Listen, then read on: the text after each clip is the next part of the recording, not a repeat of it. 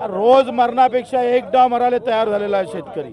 आणि जर आता ही भगतसिंगगिरी सुरू केलेली आहे, आम्हाला अपेक्षा आहे सरकार तातडीने निर्णय घेईल, कर्जमाफीची तारीख सांगेल, मेंढपाळांचा प्रश्न आहे, मच्छीमारांचा आहे, भेसळयुक्त दुधाच्या संदर्भात आहे, दिव्यांग असेल, मजूर असेल, गावातलं काम करणारा, या सगळ्या संदर्भात अतिशय लवकर निर्णय सरकारने घेतला पाहिजे, नाहीतर कुठल्याही क्षणी आम्ही मंत्रालयात घुसू शकतो। बंदोबस्त वाढवलेला आहे छत्रपती संभाजीनगरमध्ये, शेकडो पोलीस तैनात झालेले आंदोलनाच्या पार्श्वभूमीवर। आता 2 वाजता मी संभाजीनगरला जाणार आहोत। बंदोबस्त आमचा शेतकरी तोडून ठेवल्याशिवाय राहणार नाही। हे आंदोलन पोलीस रोखू शकत नाही। सगळे पक्षीय, सगळे जातीय, सगळ्या पार्टीचे लोक एकत्रित झालेले आहे आणि शेतकरी म्हणून मी जगणार आहोत, लढणार आहोत, आत्महत्या नाही, आता लढणार आहोत। ही भूमिका आता शेतकऱ्यांनी घेत आहे, मला त्याचा आनंद आहे। तुम्ही 2 तारीख मंत्रालयात घुसण्याची दिली होती, परंतु आता तारीख सांगत नाही, अचानक घुसू म्हणता, काय कारण आहे? कारण सरकार कर्जमाफीची तारीख सांगत नाही, म्हणून आम्ही आंदोलनाची तारीख सांगणार नाही। सरकार तारीख सांगावं, आम्ही आंदोलनाची तारीख सांगू। पत्ते खेळतायत तुमचे कार्यकर्ते, काय सांगणार?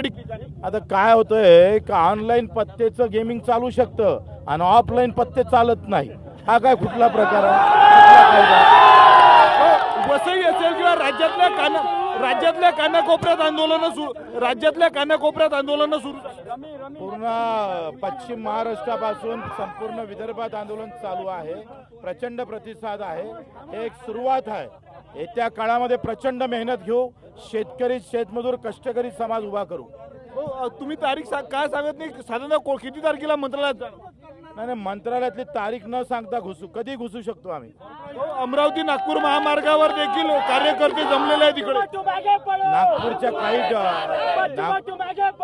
नागपूरच्या काही कार्यकर्त्यांना अटक केलेला आहे, तरी सुद्धा प्रचंड यवतमाळला, नाशिकला, पुण्याला, संभाजीनगर, नांदेड, परभणी, मुंबईला, ह्या सगळीकडे आंदोलन चालू आहे आणि या सगळ्या संधीचा फायदा घेऊन आम्ही शेतकरी मजूर एकत्र करणार आहोत।